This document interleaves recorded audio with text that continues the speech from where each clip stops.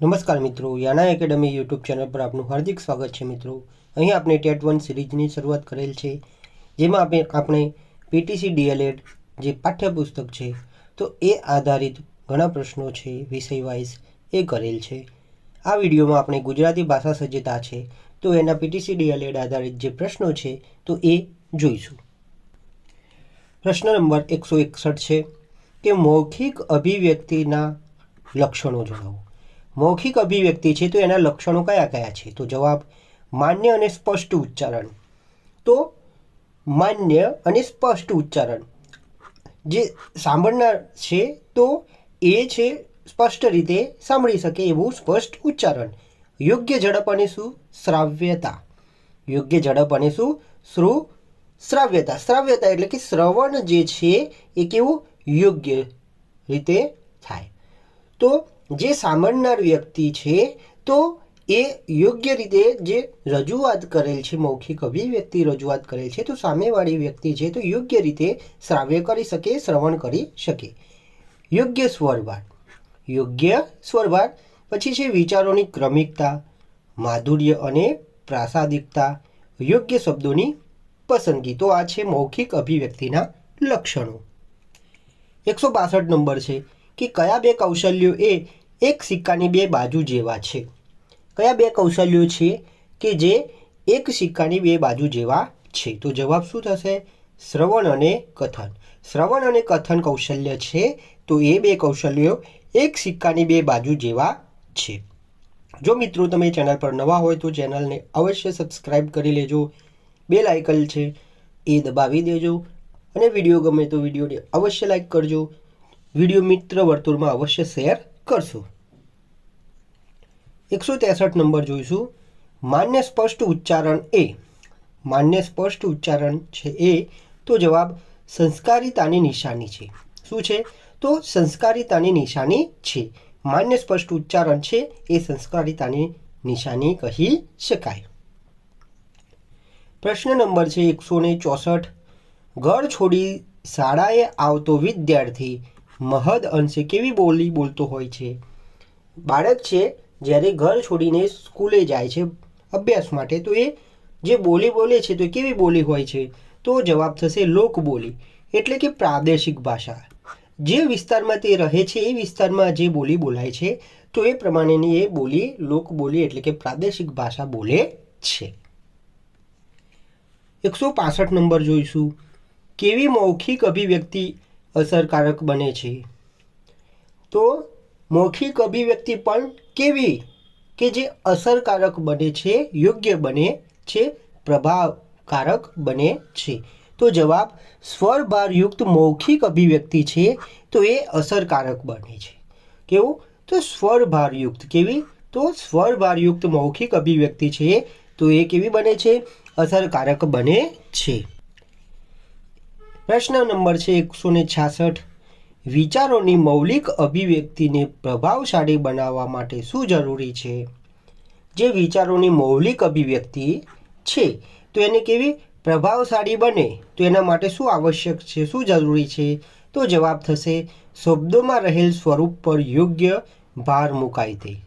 શું? યોગ્ય ભાર મુકાય તે। તો શબ્દોમાં રહેલ સ્વરૂપ પર યોગ્ય ભાર મુકાય તે ખૂબ જરૂરી છે। પ્રશ્ન નંબર છે 167। વાક્ય રચના અર્થપૂર્ણ ક્યારે બને છે? વાક્ય રચના છે, કોઈ વાક્ય છે તો એની જે રચના કરાયેલ છે તો એ ક્યારે અર્થપૂર્ણ બને છે? તો જવાબ ક્રમિક શબ્દથી વાક્ય રચના અર્થપૂર્ણ બને છે। ક્રમિક શબ્દથી શું? તો વાક્ય રચના કેવું બને છે? તો અર્થપૂર્ણ બને છે। શબ્દો છે તે કેવા હોવા જોઈએ? ક્રમિક હોવા જોઈએ અને અર્થ એનો બનતો હોવો જોઈએ ત્યારે વાક્ય રચના અર્થપૂર્ણ બને છે। 168 નંબર છે। મૌખિક અભિવ્યક્તિમાં કયા આવશ્યક અંગ મનાય છે? મૌખિક અભિવ્યક્તિના જે આવશ્યક અંગ છે તે કયા છે? તો જવાબ થશે વાણીની મીઠાશ અને મધુરતા। વાણીની મીઠાશ અને મધુરતા છે તો એક મૌખિક અભિવ્યક્તિમાં આવશ્યક અંગ મનાય છે। પ્રશ્ન નંબર 169 છે। મૌખિક અભિવ્યક્તિ પર અસર કરતા પરિબળો જણાવો.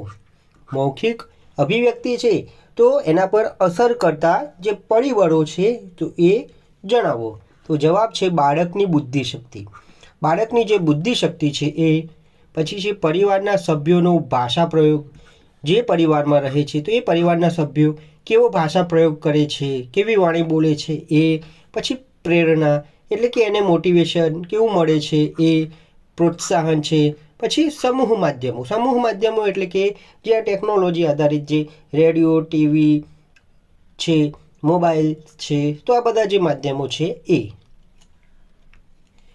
પ્રશ્ન નંબર છે 170. જે વિદ્યાર્થીની બૌદ્ધિક પ્રતિભા વધુ હોય છે તે. જે વિદ્યાર્થીની શું તો બૌદ્ધિક પ્રતિભા છે તો એ વધુ હોય છે તે. તો જવાબ વધુ સંવેદનશીલ. એ કેવો હોય છે? વધુ સંવેદનશીલ અને ગ્રહણશીલ હોય છે. તેવા વિદ્યાર્થીઓ વહેલા લખતા વાંચતા શીખે છે. તો આવા જે વિદ્યાર્થીઓ છે તો એ વહેલા વાંચતા લખતા શીખી જાય છે. પ્રશ્ન નંબર 171 જોઈશું. બાળકના મૌખિક અભિવ્યક્તિના વિકાસમાં કોનો ફાળો સૌથી અગત્યનો છે? બાળક છે તો એના મૌખિક જે અભિવ્યક્તિ છે તો એના વિકાસમાં સૌથી અગત્યનો ફાળો તો પરિવારજનોનો. કોનો આવશે? તો પરિવારજનોનો આવશે. બાળક છે તો સૌથી વધુ કોની પાસે હોય છે રહે છે? તો પરિવારજનો પાસે રહે છે. તો આ જે બાળક છે તો એના મૌખિક અભિવ્યક્તિનો ફાળો છે એ સૌથી અગત્યનો તો પરિવારજનો છે તો એના દ્વારા વિકસિત થાય છે. પ્રશ્ન નંબર 172 છે. બાળકના કથન પર સૌથી વિશેષ પ્રભાવ કોનો હોય છે?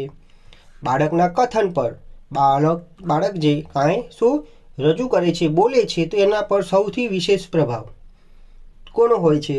તો જવાબ પરિવારના સભ્યોના ભાષા પ્રયોગનો. તો પરિવારના સભ્યોના ભાષા પ્રયોગનો શું વિશેષ પ્રભાવ જોવા મળે છે. પરિવારના સભ્યોનો જે ભાષા પ્રયોગ હશે તો એનું અનુકરણ કરીને બાળક એ પ્રકારેનો ભાષા પ્રયોગ છે એ કરશે. પ્રશ્ન નંબર 173 જોઈશું. અભિવ્યક્તિના વિકાસમાં મહત્વનો ભાગ કેવા શબ્દો ભજવે છે? અભિવ્યક્તિના વિકાસમાં મહત્વનો ભાગ શબ્દોની વાત કરવામાં આવી છે. તો કયા એવા શબ્દો છે તે ભજવે છે? તો જવાબ છે હૂંફ અને પ્રેરક શબ્દો. હૂંફ માતા પિતા, પરિવારજનો છે, શિક્ષક છે તેના તરફથી કેવી સારી એવી હૂંફ મળી રહે અને પ્રેરક એટલે કે એમને પ્રેરણા મળી રહે. તો આ અભિવ્યક્તિના વિકાસમાં મહત્વના ભાગ ભજવતા શબ્દો છે. પ્રશ્ન નંબર 174 જોઈશું. કથન કૌશલ્યના વિકાસની આધારશિલા શું છે? કથન કૌશલ્ય છે તો એના વિકાસની આધારશિલા તો જવાબ પ્રેરણા અને પ્રોત્સાહન. પ્રેરણા અને પ્રોત્સાહન છે એ કથન કૌશલ્યના વિકાસની આધારશિલા છે. વડીલો અને શિક્ષકો દ્વારા થતી પ્રશંસા, પ્રોત્સાહિત શબ્દો બાળકો માટે પ્રેરણા સ્ત્રોત બની રહે છે. વડીલો છે, બાળક જે પરિવારમાં રહે છે તો એમાં જે પરિવારજનો છે અને જે આ અભ્યાસ કરે છે એ ગુરુજનો છે તો એ દ્વારા થતી જે પ્રશંસા, પ્રોત્સાહિત શબ્દો છે તો એ બાળક માટે મોટિવેશનનું કાર્ય કરે છે, પ્રેરણા સ્ત્રોત બની રહે છે. પ્રશ્ન નંબર 175 છે. સમૂહ માધ્યમો એટલે? તો જવાબ રેડિયો, દૂરદર્શન અને ચિત્રપટ. મોબાઈલ છે, ટીવી છે, લેપટોપ, કોમ્પ્યુટર, આ જે ટેકનોલોજીના જે વિવિધ માધ્યમો જે છે તો એ સમૂહ માધ્યમો આપણે કહી શકીએ. પ્રશ્ન નંબર 176 જોઈશું. સમૂહ માધ્યમો દ્વારા રજૂ થતા કાર્યક્રમોથી બાળકોમાં શેનો વિકાસ થાય છે? તો શબ્દ ભંડોળ. શેનો વિકાસ થાય છે? તો બાળકોમાં શબ્દ ભંડોળનો વિકાસ થાય છે. 177 પ્રશ્ન નંબર જોઈશું. બાળકોના મૌખિક અભિવ્યક્તિ પર અમિટ છાપ કોણ મૂકી જાય છે? તો જવાબ દૂરદર્શન પર રજૂ થતા કાર્યક્રમો, કોમ્પ્યુટર, રેડિયો પરના વાર્તાલાપો, કાવ્યગાન, ગીત વગેરે બાળકોના મૌખિક અભિવ્યક્તિ પર શું અમિટ છાપ મૂકી જાય છે. એટલે કે ક્યારેય પણ કેવી ભૂલાય નહીં એવી છાપ શું મૂકી જાય છે. પ્રશ્ન નંબર 178 છે. બાળકના માતૃભાષાના અધ્યયનને પોષક કોણ બને છે? બાળકના જે માતૃભાષાના અધ્યયન છે તો એને પોષક કોણ બને છે? તો સારા ચલચિત્રો. શું આવશે જવાબ? તો સારા ચલચિત્રો છે તો એ માતૃભાષાના અધ્યયનને પોષક બને છે. પ્રશ્ન નંબર 179 જોઈશું. મૌખિક અભિવ્યક્તિ કથન પ્રક્રિયામાં શિક્ષકની ભૂમિકા જણાવો. જે મૌખિક અભિવ્યક્તિ કથન પ્રક્રિયા છે, મૌખિક અભિવ્યક્તિ જેને બીજું આપણે શું કહી શકીએ તો કથન પ્રક્રિયા છે, તે એના શિક્ષકની ભૂમિકા જણાવો. તો જવાબ તો એક છે વાત કહેવાની તક આપવી. બાળકને શું વાત કહેવાની તક આપી. બાળક બોલતું હોય ત્યારે ટોકવું નહીં. બાળકને સૌપ્રથમ તો વાત કરવાની તક આપવી જોઈએ અને બાળક જ્યારે બોલતું હોય ત્યારે એને ટોકવું જોઈએ નહીં. 2 નંબર છે વિવિધ ઘટનાઓ, ક્રિયાઓ અને વર્ણન રજૂ કરવાની તક આપવી. વિદ્યાર્થીઓને વિવિધ ઘટનાઓ છે, ક્રિયાઓ છે અને વર્ણન છે તો એની મૌલિક ભાષામાં રજૂ કરે તો એને બાળકને શિક્ષકે શું તક આપવી જોઈએ. 3 નંબર છે બાળકો સાથે વધુ વાતચીત કરવી. શિક્ષકે છે તો બાળકો સાથે શું વાતચીત વધુ કરવી. 4 નંબર છે બાળકો પૂરા વાક્યમાં સ્પષ્ટ ઉચ્ચારણથી બોલે તેવા મહાવરા પૂરા પાડવા. પૂરા વાક્યમાં બાળક બોલે પણ કેવું પૂરા વાક્યમાં સ્પષ્ટ ઉચ્ચારણથી બોલે તો તેવા મહાવરાઓ છે એ શિક્ષકે પૂરા પાડવા જોઈએ. 5 નંબર છે બાળકની વાતને ધ્યાનથી સાંભળીને પ્રશ્નોના ઉત્તર આપવા.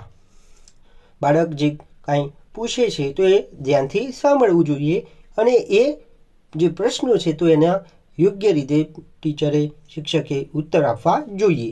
6 નંબર છે બાળકોને નાના નાના જૂથમાં એકબીજાની સાથે રમતો રમવાની અને કામ કરવાની તક આપવી. બાળકોને શું તો નાના નાના જે જૂથ છે તે જૂથમાં વિભાજિત કરીને એમને રમતો રમવાની તેમજ જે કામ છે એમનું તો એ કામ કરવાની તક આપવી, જેનાથી ભાષાનો વિકાસ સારી રીતે થઈ શકે છે.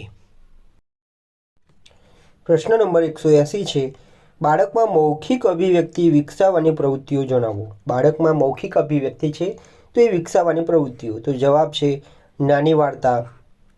તો બાળકને નાની વાર્તાઓ છે તો એ પછી પરિવાર પરિચય છે તો પરિવાર પરિચય વિશે પૂછવું.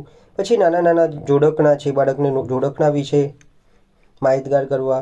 કવિતા છે, ઉખાણા, બાળગીત, અભિનય ગીત, પ્રશ્ન મંચ, વિવિધ અવાજો, અનુકરણ રમત.